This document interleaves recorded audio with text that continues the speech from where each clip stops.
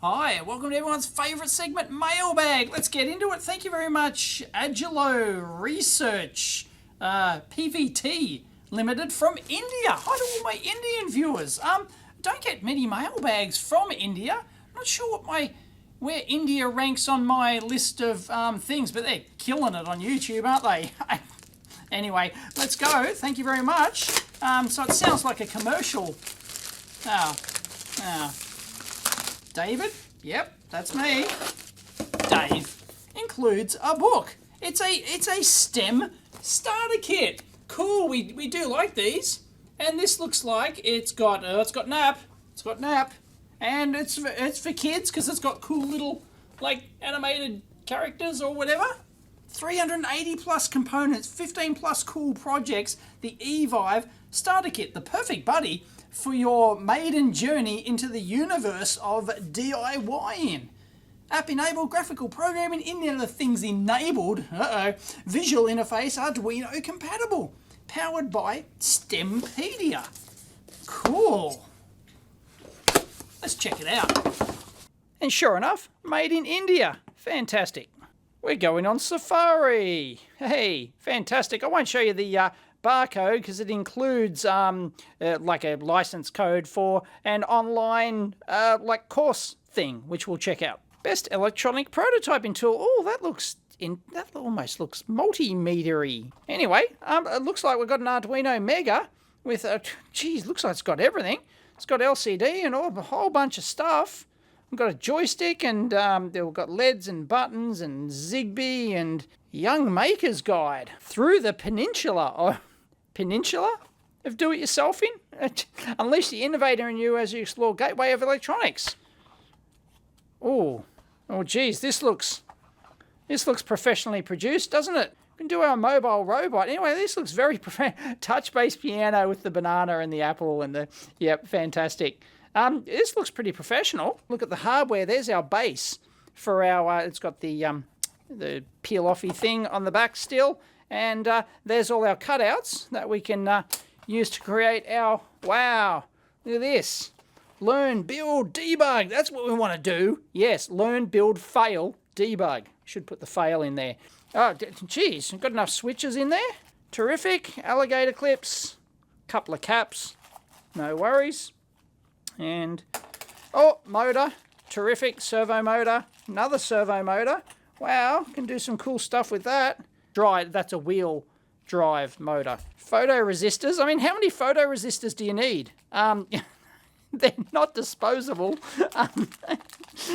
We've got Bluetooth module, so here's all our little modules. There's the IR sensor.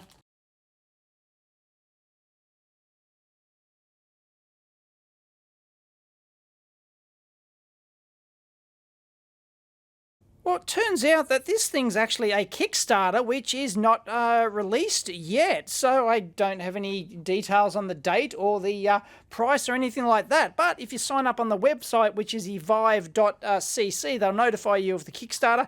Internal battery should be charged. And we're in. So we've got messages, war, courses, friends. Who's online? I have 0 friends at the moment. Someone please friend me. Electronics, programming, robotics, free courses, Arduino, STEM Safari courses. Okay, so these are like the comprehensive ones, and these are the ones you can do for free, are they? You're one of the smart folks who've booked a spot on the STEM Safari. Getting started. The Museum of Electronics, Signal City, Actuator Auditorium, Sensor Studio. I like this. This is really comprehensive. Wow. It's very formal, but there's nothing wrong with that, you know. That's cool. Like, it's good for like schools and stuff like that. The magic of electronics. Here we go. Now we're talking. Oh dear. Why did you do that? Sorry, that just scared me. Howdy, vibers! Welcome back. As promised, I'll show you the cool trick I was talking about. Oh, it lights up. How did she do that without I did it? a power supply, was it? Behold, that's a great secret reveals. Oh dear. Information and how to control it. It's a bit textbooky. Let me put it in a simple way. Electronics is a field of science where we study motion of electric current in a circuit and how we can control them. What are you doing? You don't want to study, right? I think you're getting the idea. Bye-bye, Neo. And sorry, I don't know your name. So yeah, that's very similar to that Mailbag thing that the previous Mailbag kit, the pie, the crow pie, was it? A kit, like the videos in that were, yeah, a similar sort of thing. Obviously, they're appealing to an Indian audience. It's all in English, of course, not in Hindi. Nope, haven't seen Neo. There he is. Oh, there you are. Yeah, And that we use it they for need to ditch Neo. I'm not sure what age group they're targeting here. I'll show you how. And they make that equivalent, of course, to the battery and the light bulb. Do they, Charles? Yes, they do. By itself. Oh, gee. It takes water from one end and They've throws got it the out LEDs from going other around. end by That's pretty good. Yeah. I hope that character is not all the way through all these. What is an LED? Ohm's law. A lot of effort on the graphics and stuff. Yep. Neo's back. Oh, he's lifting weights. It's pumping some. Hello, EEVblogers. What's up? Oh, ignore him. He saw a few workout video and was fascinated by it. Right. No, I don't think they're on a winner with the Neo character and all that. Just get somebody excited who, articulates well and just presents the material and has fun and stuff like that. You don't need a Neo character, whatever it is. That just adds to the distraction, I think. So I'm not sure what age-based this is going for, but I don't know if that's going to work. Let me know what your opinion is. But they've gone to a lot of effort. This is a ridiculous amount of effort for this thing. So hats off. And of course you can mark it as complete. You go through. So can we mark that as complete now? Analog signals. What is a potentiometer? Wow, they got videos for everything. It's very highly phenomenal amount of work's gone into it.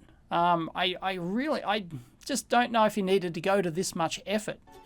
Yep, Neo's back. Looks like Neo's going to be all the way through this course. I had to take the stairs. Like an 8-year-old or something to sit through and do the whole thing to see if they're engaging with it and stuff like that. So maybe they do. I don't know. The boss and her right-hand men. What? Here you go. Look, I don't think you have to log in to get any of this stuff. So you might be able to check it out on your own. I'm presuming. You need the EEVblog. How to install. Okay, that's pretty comprehensive. Wow, that's how to install your Arduino. That's pretty good. I like that. If you actually go into projects here, they've got a whole bunch of ones. I don't think, you don't have to be signed in to get these, so you can take a look at them. Home automation using smartphone and do-it-yourself goggles. Let's have a look. 35 seconds. Oh, okay. All right. It's just a background music. That not instructional at all. That's useless. Why even have that? So yeah, the couple of videos that I checked out there are all the same thing, just cheesy background music and just showing off the project. But the actual, look, the components and building and the assembly instructions here, they don't have them in video, but they certainly have them in text form, and that's, it's hard to see which one goes into what. Yeah, their text instructions are actually very comprehensive. So if I go to the website, oh look, we can choose, do we want to work with Arduino code or PictoBlocks Scratch? Well, we'll do the PictoBlocks, shall we, I guess? Oh, I found the menu. You got to press the button. You got to press the joystick button. Oh, we got it working, look. There's our little oscilloscope, isn't that great? There we go. I'm just adjusting the variable voltage down here, which comes out on the side here, and we connect that to an oscilloscope. Sure, it shows you over here which ones to hook it up to, but it's not sort of like it doesn't identify them as positive and negative on there. Use our little mini oscilloscope. That's great. I like that. But unfortunately, that's basically it. Apart from hooking up a resistor and a switch and using your oscilloscope, this is supposed to be the best electronic prototyping tool. But the very next page, the conclusion, right, we've summarized basic electric circuits and prepare you for further chapters. Voltage, current, resistance, relationship through Ohm's law, But the next page is jumping into programming. I don't want to jump into programming yet. I don't want to become a programmer. I want to learn electronics. And unfortunately, it's just jumped into that. You know, if you want to do a programming course, but what is it? Is it an electronics kit or is it an Arduino programming kit? Either way, it's pretty cool, but I'm not sure it understands what it's supposed to be. Hello world. Heh, beautiful. We could change that to EEVblog, do whatever. Okay, so let's actually upload that. Here it is, upload code, and building. And do we have it? Hello world. There it is. Sweet. So there you go. That's the Stempedia EEVblog electronics learning kit. And unfortunately, there wasn't much electronics there. You know, it said like 300 components or something. Does that include all individual screws and things like that? There was the LDRs and had all sorts of other stuff. Cool that we could have played with it. But and the book is very comprehensive. But unfortunately, it just like goes, and this is very impressive. The hardware is very impressive too. But unfortunately, it's just like one page of hooking a pot up to an oscilloscope, and that's your electronics. Jump straight into code. Thank you very much. So I'm kind of disappointed from that from an electronics aspect. There's a lot of spit and polish that's gone into this. There's a few little niggles, but nothing serious at all. So they've put a great amount of effort into it. But as I said, these videos that they've got, like, I'm not a fan. I think they've missed the mark on the videos. Please let me know your comments down below. But apart from that, like a course thing, how you have to go through and you get points. Look, I've already got my achievement. I've already earned 20 points for installing the... I've registered. I scored 20 points.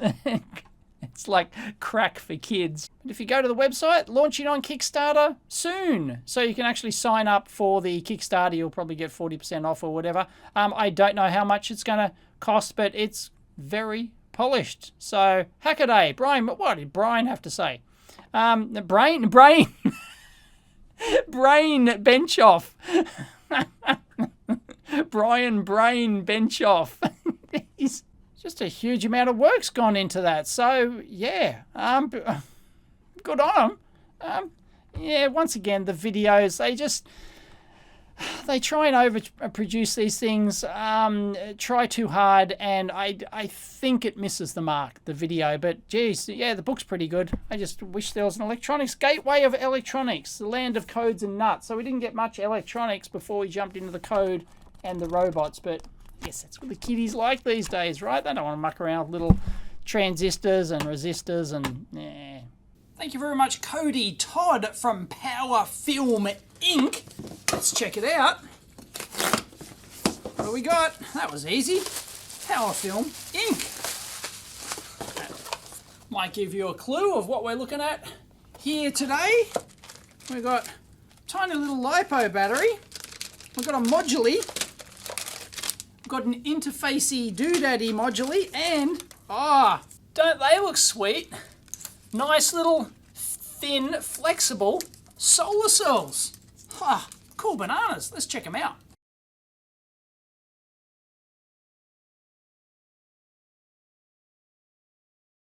So what we've got is little low light solar power, like solar energy harvesting development kits with these flexible film solar cells, and these are made in the United States of America.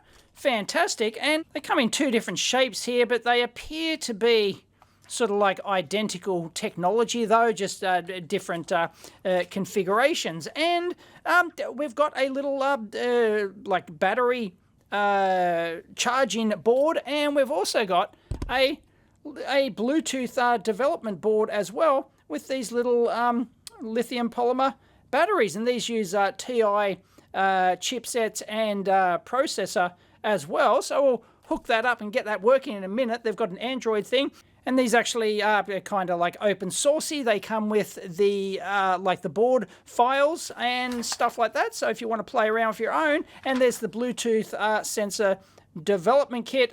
They claim it works in less than 200 lux, and it's got the Eagle CAD files and whatnot. And if we have a look on the back, ta-da, here's our response curves. Terrific. So this is the two-cell panel here. This is the characteristic curve for it at the various current outputs, and there's the voltage curve, so you can work out the maximum power point if you like. Go for it. A little exercise for those playing along at home. But as, of course, with all these, low-light solar cell technology, the power we're talking about is not much. It's enough to run a calculator or something like that. We're talking in the order of like 1 milliwatt or less. And let's actually operate it right under its, its sort of like recommended spec limit there. And, around about 70 lux, something like that. I got my overhead studio lights turned off, so just getting residual light from the other side of the room. And we're getting about 2.3 volts, although we're going to get naff current. There we go, about, 60, 70 microamps, something like that. But that's what you expect, but, it's good enough for, like, a real ultra-low power energy harvesting. So this actually works quite down to really quite some low lux. I mean, we're talking 40 down there. I know this is not going to be precisely equivalent, sort of putting my hand over it, but still, getting 38 microvolts. This is the short circuit current, of course. So let's install the Les 100 data monitor, and thankfully it doesn't want my firstborn child, so just access the files and Bluetooth. No worries. Let's go. So do you think they're teamed up with TI? Maybe. And we found the board. Cool bananas. Got the solar panel hooked up here and our little LiPo battery, and we can connect. Hopefully. Discovering 9 services, total of 31 characteristics. Cool. Like I bought one. Battery level, there you go. So we instantly get our battery level. It's in millivolts, of course, 3.9 volts. It's charging, is it? No. If I put my hand over the solar panel. Nah, zippity-doo-dah. Oh, we got our light sensor. Let me put my hand over that. Yep. Works a treat. That's pretty cool. We can control our latency time, our connection interval, all that sort of jazz. It's just sitting there, but it's Bluetooth. It takes bugger all. So really, it's all being powered from this. Let's actually disconnect the battery. Nah, it's not going to do diddly squat. I think we might have had some capacitance on the board keeping it going, because it's not going to reconnect. It's not going to work with just the solar panel. And even if we shine a 20,000 lux torch on there, it's not going to do it. So, okay, we've got ourselves a Bluetooth connectivity kit with a TI Bluetooth micro that we can program, of course. Very cool. It came with a USB stick with the development tools and stuff like that. I won't go into them. It's just a regular, a TI development system. It just happens to be used for this little Bluetooth processor. We can change sort of stuff, but like we can't get anything on the actual solar panel. Like nothing. What's the voltage coming out of it? What's the charge rate? Stuff like that. All we've got is the battery voltage, and I'm sitting here and I don't see this thing really charging at all. It's just sort of wiggle, wiggle, wiggle, yeah. And so unfortunately, we just can't really get much. The whole point of this is supposed to be evaluating the solar cells in an energy harvesting application, and doesn't seem to do much at all. But it looks as though we actually have an option to get rid of the battery and store the charge in a supercap. You can see they've got the charge curves here of time versus the amount of storage capacitance. Of course, the greater the storage capacitance, the greater storage capacity you have in your capacitive battery, so to speak. But the longer it's going to take to charge up before your circuit starts up, whatever application you've got, to do anything useful. But then, if like shade comes over or something and, your solar cell's interrupted and it's not producing anything, then then the charge comes back out of your capacitor. And of course, if your circuit takes too much, it's never going to charge up at all. So, it's all a big trade-off. Hey, now we're talking. We're even overflowing. Check it out. I've got a 2200 microfarad cap. It says 1800 mic minimum, and that's charging fairly rapidly. If I turn my torch on, it's going to charge even quicker, and apparently the Bluetooth turns on at 3.2 volts, I believe it is. Take that torch away. Yeah, it's draining down. See? No, it's holding the charge. There you go. See if the app works. Yep, it's updating. There you go. Sweet. So it's working. Just from that, on the ambient light, granted, we're at about, we're only about, 1,000 lux here on the bench, something like that. Depends, it's being like, shielded by my camera and all sorts of stuff. Not exactly doing that, but you see that it's actually working from just that. And if I kill that, you'll notice that the battery drains, and that should drain faster if we poll it quicker, because the processor will take more power and it should actually die. It's supposed to die when it gets to about 3.2. We'll see. These are not the droids you are looking for. I'm not sure what it operates down to, but I think it said it won't start up or something at 3. Yeah, yep, died at about 3 volts there. There you go, and you see that it stopped discharging because the processor's not running anymore. Oh, yep, it just automatically recovered itself there, and once we got to, it's now back up. Oh, it'll be negative now. All the electrons will fall out. If I turn off my studio lights and we're at like 40 lux, or no, 70 lux, was it before or something like that? It doesn't have enough to maintain that, so it's slowly discharging. And the other kit, of course, just comes with looks like an identical the TI charging energy harvesting chipset there. Just doesn't have the Bluetoothy part of it. So I guess if you're going to get the kit, you might as well get the Bluetooth interface, because then you can have a play around with that. It comes with the Code Composer Studio code and all that sort of jazz. So that seems to work fine. There is no iOS app, so if you've got one of those silly Apple things, you're screwed. Well, you're screwed anyway for buying Apple in the first place. But anyway, well, hey, look at all the flame comments down below already. Oh. So thank you very much, Powerfilm Solar, for sending in these, and they are really quite jazzy. I'm not sure of the exact, performance compared to other competing flexible thin film ones on the market, but these are made in Yankee land, and they appear pretty good. They're like, use them for military applications and all sorts of commercial applications, and they'll even develop ones for your custom application and stuff like that. And Powerfilm do actually have a whole bunch of off-the-shelf products. They've got, those portable USB battery packs, solar charging battery packs and all that sort of stuff, the ones that you roll out and things like that. So, but yeah, this doesn't seem to be on the website. Couldn't find it at first go. Maybe it's a new development tool. Anyway, I'll try and link it in down below. Thank you very much, Powerfilm. That's very cool. I like that. Now that's a knife. Thank you very much, Joel Holbeck from Santa Clara, California. Get lots of stuff from Santa Clara because, it's the place to be, apparently. So let's have a look. And apparently, well, I won't tell you what it is because that spoils my... Well, I don't actually exactly know precisely what it is, but I know the category. To Dave from Joel, Merry Christmas. Thank you very much. Hasn't been sitting here that long, this big one, surely. Oh, but no, I was away for a bit. I was away just after Christmas, so thank you. At first glance, I thought they were like diodes, but they're not. I think they're little like bows on presents, little 3D printed present thing.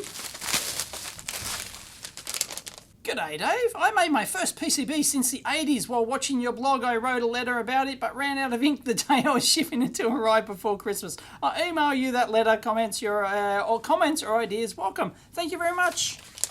Joel, that is his first PCB with capacitive touch. Neat. Merry Christmas. Sweet. All right, let's check it out. Ta-da! Oh, look at that. Pretty lights. Lovely. Touch sensitive. On, off. Peace. What does the start? Does the start? No, the star's not a touchpad. Joy. Love. And you can change the brightness. Nice. Whoa. Can you leave your finger on there? No. Oh, what? It went off. My battery pack turn off? Yeah. I guess it might have dropped under the trip current, like the detection current or something like that. I think that's what's going on there. That just uses a TLC 5947 driver, and What's that puppy down there? That's got to be our micro, and got a regulator, not much else happening there. Diode, reverse diode protection on the input, and Bob's your uncle. So that's kind of a cute layout. I would have added a hole to like a hanging hole or whatever to the top, but or I guess maybe, you know, some other sort of, I don't know, maybe something, you don't want to hang it upside down like that, but I don't know, maybe like a cutout in there so that you could hang it like over a branch or something like that perhaps. That'd be an upgrade. Merry Christmas 2018, love always, thank you very much. You signed it, or is that, yeah, it's signed, or is that part of the silk screen? Now Joel's actually done this as a square panel. You can tell by the little mouse bites out of there. So this is probably like a square panel. You can see there and there as well. And of course that's useful if you're going to get it pick and placed, because if you send this to the, ironically it's an arrow, goes through the pick and place machine like that, for example, it goes along the conveyor belt, and if it's not square, if it doesn't have the tool in holes and has the strips at the top and bottom, then the little sprockets that move it automatically along can't grip it and everything else. So in that case, if you just had a board this shape, then the manufacturer would make a custom holder for it. They'd just machine out, or you know, out of wood or whatever it is, a custom holder. Then it can go along the conveyor belt like that. But of course, if you're doing like a low production run, or you're hand soldering or whatever, there's absolutely no reason to make this into a panel. You can just send your board like this to your PCB manufacturer, and they'll just fully route it to that shape, and it'll just pop out of the panel, and they'll supply you with nice smooth edges or nicely routed edges all the way around. So that's it, you know, it depends on what your requirements are, whether or not you panelize something like this. And of course, if you put them in different directions like that, if you're panelizing, then you would maybe put one in the opposite direction so that you would utilize more of your square panel. You might be able to get 2 of these per panel, for example, and that might be a bit more cost effective for you. And the other thing with this is that I would have actually probably tried to use reverse mount LEDs, because you can see all the parts and you can see the touch buttons, and maybe you want that look. I mean, it does look sort of Christmassy, decoratory thing, but if you just wanted, say for example, you wanted to put some nice artwork on the back here, you could do that on silkscreen. You don't have to have text. You can have any sort of, you know, picture or artwork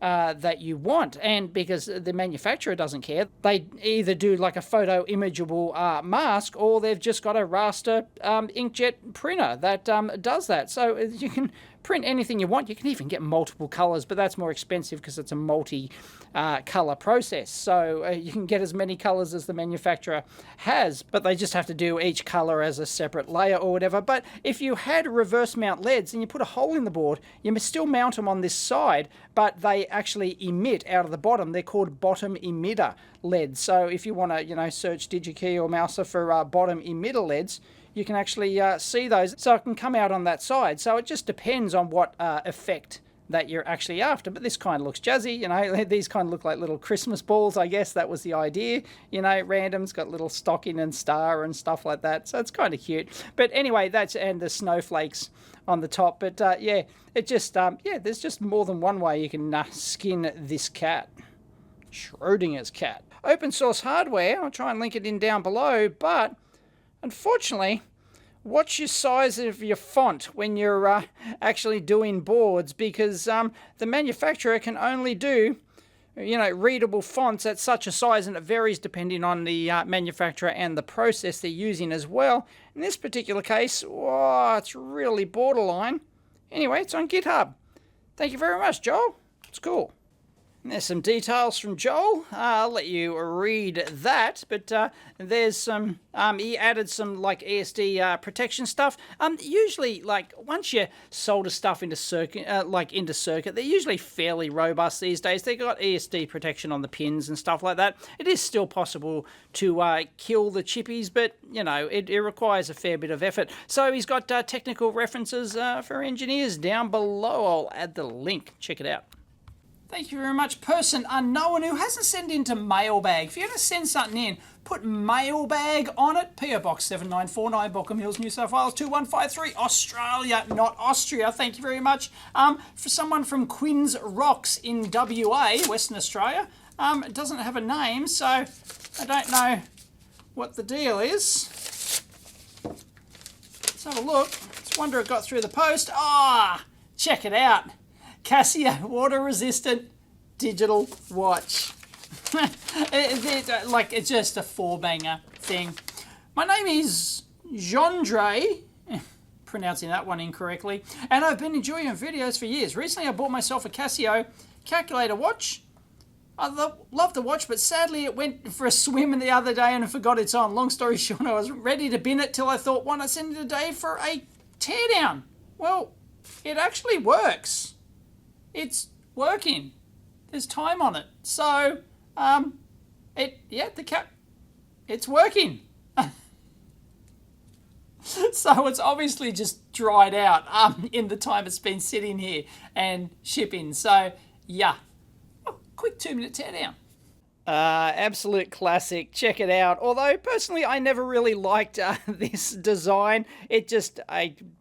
it was only a four-banger, and B, because I prefer the scientific ones, of course, much more useful. And I didn't particularly like the plastic look of these ones, but, these were the staple of the 1980s. It's the CA53W for those playing along at home.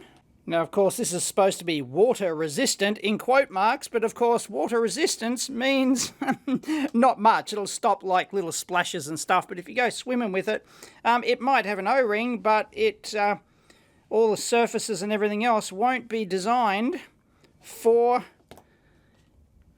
a tiny little O-ring around the surface, you can see that. And but it won't be designed to, there we go.